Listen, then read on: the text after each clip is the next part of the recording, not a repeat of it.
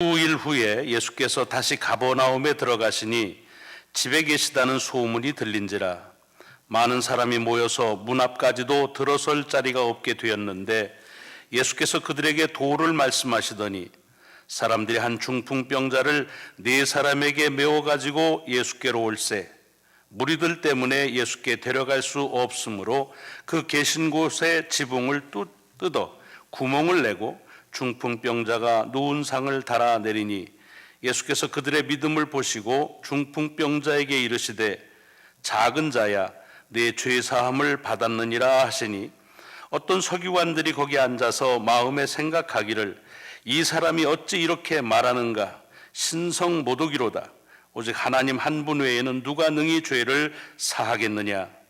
그들이 속으로 이렇게 생각하는 줄을 예수께서 곧 중심에 아시고 이르시되 어찌하여 이것을 마음에 생각하느냐. 중풍 받느니라 하는 말과 일어나 네 상을 가지고 걸어가라 하는 말 중에서 어느 것이 쉽겠느냐. 그러나 인자가 땅에서 죄를 사하는 권세가 있는 줄을 너희로 알게 하려 하노라 하시고 중풍병자에게 말씀하시되 내가 네게 이르노니 일어나 네 상을 가지고 집으로 가라 하시니 그가 일어나 곧 상을 가지고 모든 사람 앞에서 나가거늘 그들이 다 놀라 하나님께 영광을 돌리며 이르되 우리가 이런 일을 도무지 보지 못하였다 하더라. 아멘. 아멘. 봉독한 말씀이 한 주간 여러분의 삶을 지시하시고 이끄시는 넉넉한 능력이 되시기를 주의 이름으로 먼저 축원합니다. 주님을 만나서 고침을 받기 위해 찾아 나왔지만 많은 사람들이 그 사람들도 각기 주님을 향하는 자기의 목적을 가지고 모였기 때문에 어느 누구도 양보하지 아니하고 또 어느 누구에게도 양보해 달라고 말하지 못해서 사실은 상식적이지도 않고 예의에 벗어나는 일이긴 하지만 이런 이머전시와 같이 시급함을 가지고 그 집 지붕을 뚫어서 중풍병자를 주님 계신 곳으로 달아내리는 이 4사람, 이 사람들을 보면서 주님께서는 그들을 향해서 하신 말씀들이 오늘 본문 속에 이어지고 있습니다.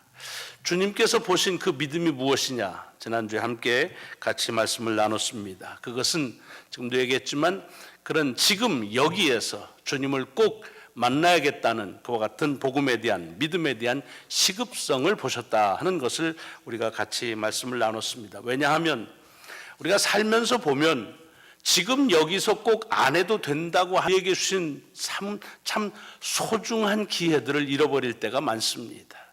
굉장히 많이 있습니다.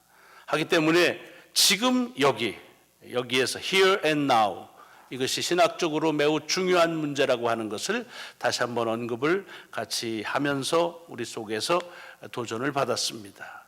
오늘이 우리가 살아가는 많은 날의 한 날일 수 있고 여기가 우리가 갈 수 있는 수많은 곳 중에 한 곳일 수도 있지만 오늘이 우리에게 유일한 날이 될 수 있고 여기가 우리에게 유일한 곳이 될 수 있다 하는 것을 이 시급함 이것이 우리 속에서 이 말씀을 통해서 도전해 주는 말씀입니다.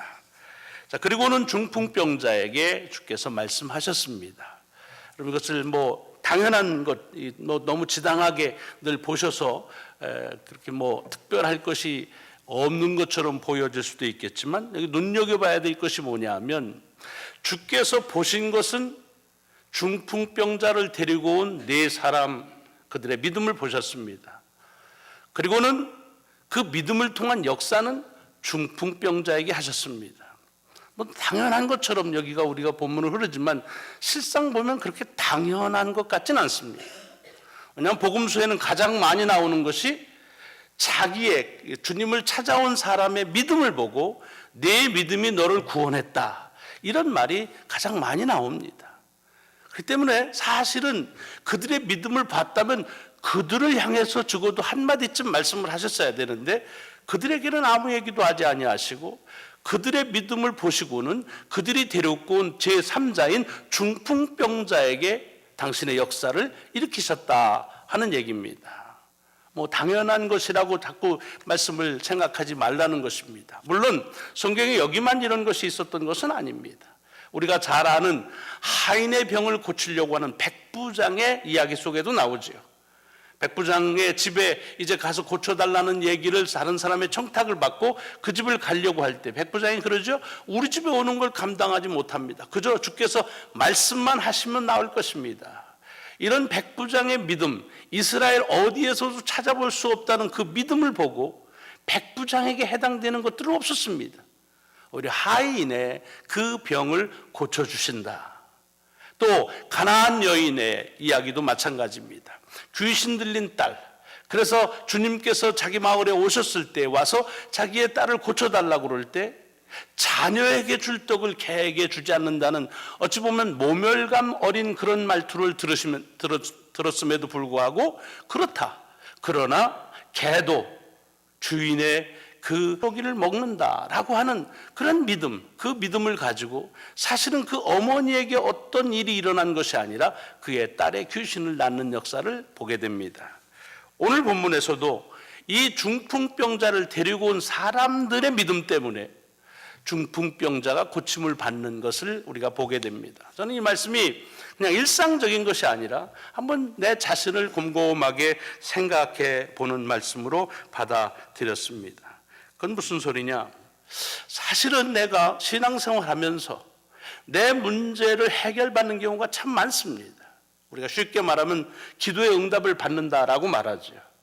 그렇지만 그것이 어떨 때는 내 믿음으로 인한 주님의 관여하심과 간섭하심도 있지만 내가 모르는 누군가의 믿음으로 인해서 내 문제가 해결되는 경우도 있겠구나. 아니, 이걸 반대로 뒤집어서 얘기하면 내 믿음 때문에 누군가의 문제가 해결될 수도 있다는 말씀이구나 하는 것입니다. 얼마나 귀합니까?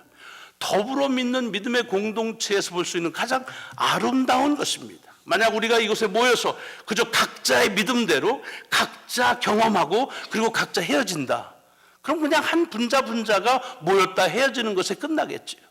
그러나 오늘 본문 속에서 우리에게 주는 참으로 좋은 그런 은혜와 축복의 그런 깨달음은 뭐냐 하면 우리 때문에, 나 때문에 누군가에게 하나님의 역사가 일어나고 또 내게 일어나는 하나님의 역사는 누군가의 믿음 때문에 일어나는 역사다.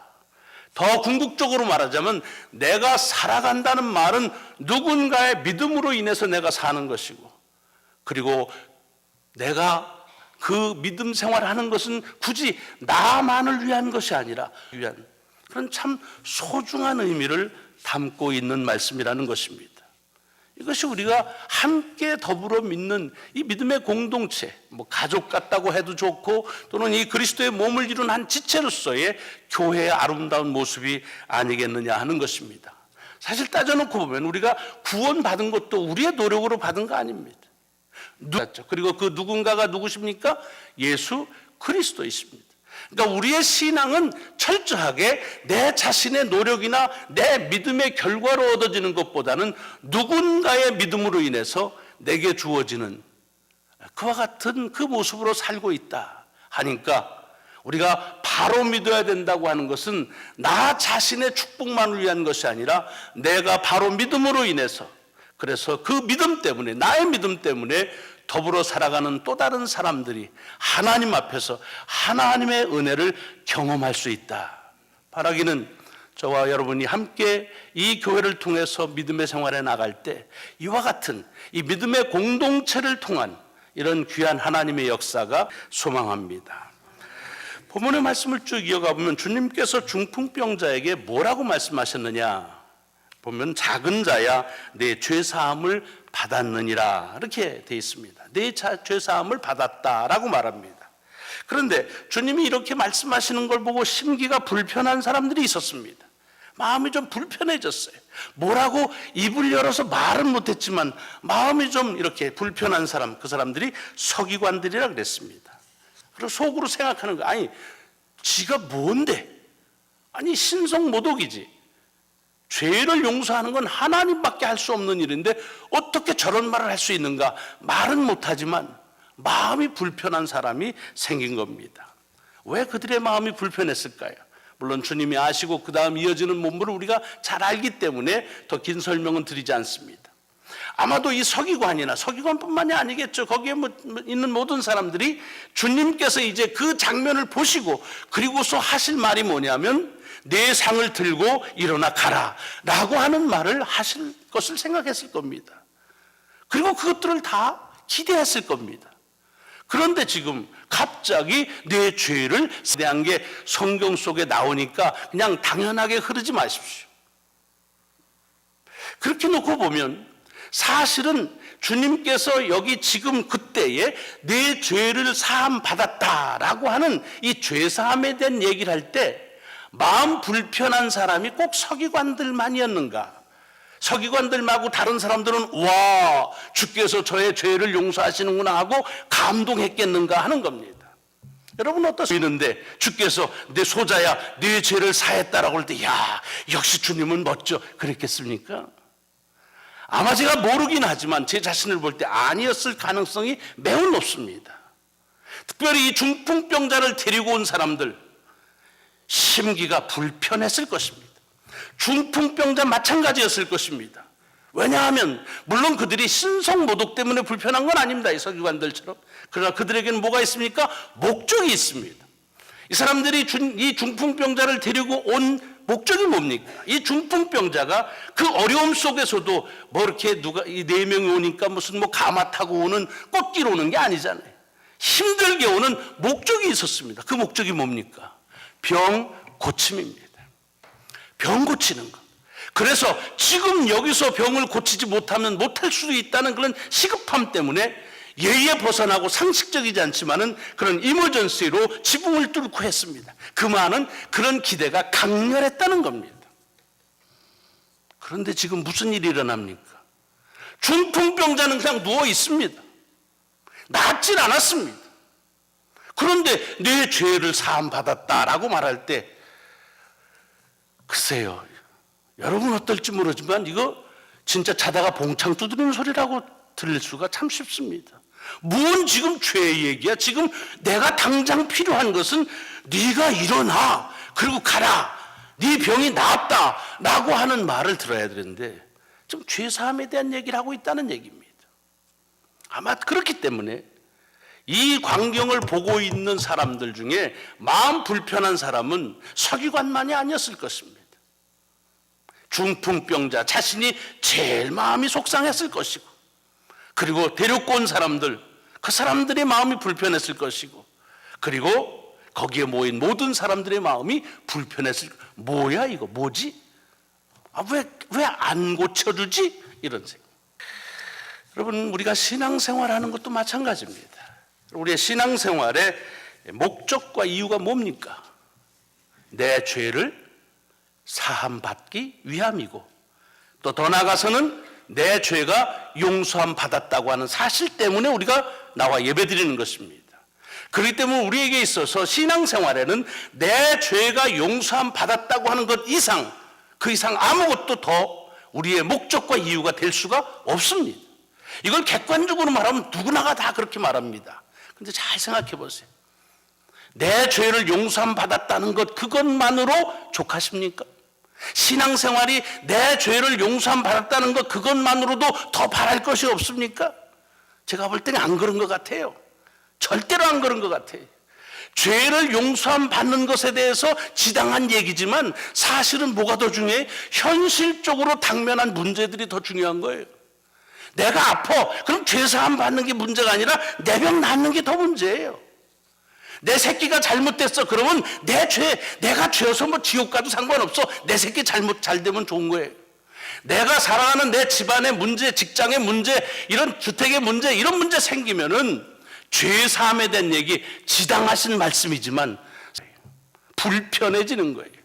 지금 죄사함에 대한 문제가 죄를 해결해 줘야 되는데, 그런데 무슨 지금 죄사함에 대한 얘기를 하고 있는가? 병은 낫지도 않고 그냥 지금 누워 있는데, 그런데 무슨 죄사함의 문제인가? 여러분, 제3자의 얘기로 듣지 마세요.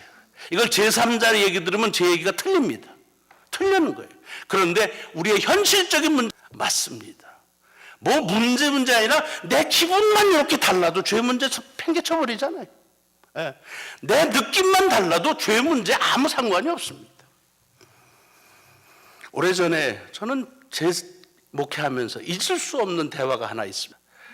오래됐습니다. 한 10여 년 됐는데, 그때 제가 주일 예배를 드리고서 옛날 구건물에 내려가는데 친교실 앞에서 어떤 교육께서 이렇게 얘기하십니다. 목사님, 드릴 말씀이 있습니다. 뭡니까? 목사님 왜 요즘 자꾸 죄에 대한 설교를 하세요? 아주 부담돼서 미치겠어요. 일주일 살면서 얼마나 힘들게 사는지 아세요? 그럼 교회 오면 마음이 좀 평안해져야지 계속 죄, 사람 와가지고 불편해지는데 그 죄에 대한 얘기만 계속 하시면 전도 못합니다. 또 누굴까 머리 굴리지 마세요. 이게 우리의 현실입니다. 그때 제가 그렇게 됐어요. 뭐 저보다 훨씬 나이가 연배가 어린 분이라서, 야, 듣는 것도 불편한데 말하는 놈은 얼마나 힘들겠냐. 나는 뭐 죄에 대한 얘기하는 게 신바람 나서 얘기하나? 말하는 건 훨씬 더 힘들어. 그렇지만 우리가 들어야 될 얘기이기 때문에 하는 거예요. 여러분, 우리의 믿음의 본질이 구원, 즉 죄사함에 대한 것이라는 거 다 압니다. 그러나 때론 지금 내가 당면한 현실적인 문제가 훨씬 더 클 때 얼마나 많이 있는지 모릅니다. 그래서 죄사함을 받았다라고 하는 말 때문에 불편해지는 경우가 많습니다. 아마 지금도 그럴 분 계실지 몰라요. 지금 내가 일주일 동안 참 답답하게 살았는데 이것도 뭐 오래간만에 오는데 또 죄 얘기를 하나? 불편하실 수 있습니다. 그런데 여러분, 지금 당장 나를 불편하게 해주는 문제들이 해결된다고 해서 우리의 생활이 계속 편해지나요? 아닙니다. 다 경험하셨잖아요. 내 현실적인 문제로 부딪히는 불편함은 오늘 해결되었다고 그것이 내일이면 또 옵니다. 그리고 내일 해결되었다, 그 다음날 또 옵니다. 그리고 정작 우리를 불편하게 하는 것이 뭐냐? 그것은 내 생활의 여건이나 환경이 아닙니다. 그것이 죄의 문제입니다. 여러분, 성경을 잘 보십시오.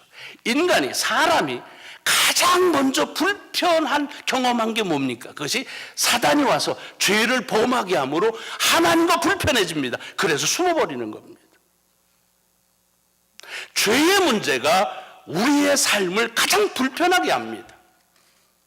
그래서 성경 속에서는 그 이후로 이 죄의 문제에 대해서 모든 초점이 하나님께서 그 구원하기 위한 관심과 초점과 계획이 그곳에 집중되어 있는 것을 봅니다. 제가 이 말씀을 준비하기 위해서 대한성서공회 인터넷에, 웹사이트에 들어가서 죄라고 하는 것이 성경 속에 몇 번이나 있나고 한번 뚫겨봤습니다. 개역 개정으로 보니까 1286번 있습니다. 성경 속에 이렇게 많은 단어는 없습니다. 죄, 죄악, 죄인 다 통괄해서 1286번이 있습니다. 무슨 얘기입니까? 하나님의 관심은 우리의 환경과 여건에 있는 것이 아니라 우리의 죄에 있다는 얘기입니다. 죄의 문제가 해결되지 않으면 우리가 살아가는 형편과 여건이 편리해져도 그것이 불편할 수 있다는 것입니다. 여러분 잘 아시는 예화 가운데 이 정치가이고 사전 만든 웹스터라고 하는 분, 워싱턴에서 아주 유명한 정치가지요. 그분의 간증 가운데 그런 말이 있지 않습니까? 그가 워싱턴에 있는 유명한 교회, 큰 교회들을 가지 않고 메릴랜드 저쪽 주변에 있는 그런 곳에 갔습니다. 그래서 물었습니다, 기자가. 왜 당신은 주일이 되면 이 워싱턴에 있는 이런 많은 교회가 있고 명설교 하는 교회가 많은데 왜 하필이면 그 시골 교회로 갑니까? 그때 그가 그랬다는 얘기 아닙니까?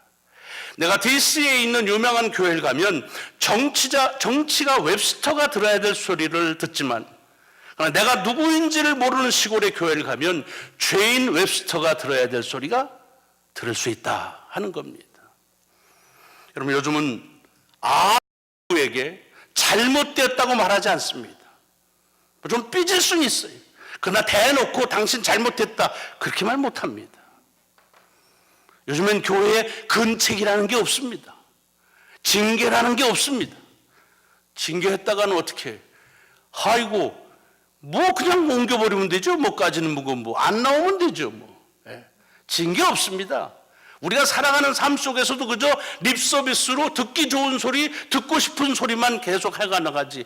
그거에 또 속지요. 아니 속는 척하지요. 좋아요 그러면은 안 좋으면 산 건지도 알면서도 그대로 또 그거를 흐뭇. 좋아요 안 누르면 그것 때문에 삐집니다. 제가 SNS에서 가끔 보면 지나간 영화나 연속극 가운데 명장면을 이렇게 다시 리바이벌 해주는 짧게 한 4, 5분짜리들이 있습니다. 근데 제가 그 제목은 모르겠는데 어떤 연속극인데 기자들의 이야기입니다. 그 장면이 뭐를 다시 리바이벌 해주냐면 기자들이 같이 회식을 하면서 얘기합니다. 기자의 본질이 뭐냐라는 것은 정말 사람들이 알아야 될 것, 들어야 될 것을 얘기해 줘야 된다. 근데 왜 자꾸 사람들이 듣고 싶어 하는 소리만 하느냐. 서로 악유하다가 거기는 국장한테 묻습니다. 국장님 어떻게 생각하십니까? 기자가 사람들이 듣고 싶어하는 소리를 그 소식을 전해야 됩니까? 아니면 들어야 될 그 소식을 전하는 것이 마땅합니까? 국장이 이렇게 있다 얘기합니다. 둘 다 중요하지만 우리는 사람들이 듣고 싶어하는 소식을 전해야지 라고 말합니다. 그게 정직합니다. 왜? 그래야 사람들에게 여러 가지 청취율이 높아지고 그리고 이렇게 사람들의 인지도가 높아지기 때문에 그렇습니다. 근데 거기 앉아있는 어떤 기자가 다른 사람에게 얘기합니다. 내가 당신한테 좋은 소식과 나쁜 소식이 있는데 두 가지 가져왔는데 뭐부터 듣고 싶소? 그래요. 근데 좋은 소식부터 듣자 그래요. 이번에 취재 나갈 당신이 콘서트 나갈 텐데 거기에 당신이 좋아하는 모든 연예인들이 다 나온다니까. 그러냐고 너무 대박 그러게. 나쁜 소식이 뭐냐? 지난번 건강 검사했는데 당신 췌장암 있대. 난리가 났죠. 췌장암. 그러면서 이 사람이 화를 냅니다. 아니 그렇게 중요한 걸 왜 지금 얘기하면 어떻게 먼저 얘기했어야지 라고 말합니다. 물론 지어낸 얘기입니다. 그 기자가 포인트 하려는 것은 뭐냐? 지금 사람들은 기자조차도 사람들이 듣고 싶어하는 소식을 들으려고 하지만 막상 중요한 것은 들어야 될 소식을 들어야 된다 그런 얘기입니다. 여러분 이 강단에서 듣고 싶어하는 말이 무엇입니까? 내 자리를 들고 가라는 말과 내 죄가 사함을 받았다는 말 중에 여러분은 어떤 말을 듣고 싶으십니까? 내 문제가 해결해 주겠다는 그 말씀과 내 죄를 용서해 주시겠다는 말씀과 무엇에 여러분들은 더 비중을 둡니까? 듣고 싶어하는 말 때문에 들어야 할 말을 불편해하면 안 됩니다. 듣고 싶은 말에 대한 기대 때문에 들어야 될 말이 울려 퍼졌을 때, 선포되었을 때 불편해하면 안 됩니다. 이 강단이 우리가 듣고 싶어하는 말보다는 들어야 되는 말씀을 선포되어질 수 있는 귀한 강단이 되기를 주의 이름으로 축원합니다. 기도하시겠습니다.